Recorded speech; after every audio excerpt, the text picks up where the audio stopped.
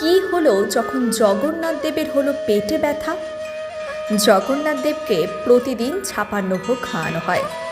এত কিছু ভারী খাবার খাওয়ানোর কারণে জগন্নাথজির শরীর খারাপ হতে পারে এমনটা ভেবে জগন্নাথজিকে নিজের একমাত্র ছেলে ভাবে এমন এক ভক্ত রাতে নিমের চূর্ণ নিয়ে পুরীর মন্দিরে এলেন। কিন্তু দ্বাররক্ষী ওনার উপর হাসলেন এবং তাকে ভেতরে যেতে দিলেন না ও ওনার নিমের চূর্ণ ফেলে দিলেন। ভক্ত ফিরে এসে কাঁদতে লাগলেন, এই ভেবে যেন নিমের চূর্ণ না খেয়ে জগন্নাথজির পেটে ব্যথা না হয়। ওই রাতে পুরীর রাজার স্বপ্নে পেটে ব্যথায় চিৎকার করতে করতে এলেন জগন্নাথজি আর বললেন, আপনার দ্বাররক্ষী আমার মাকে কেন আটকায়?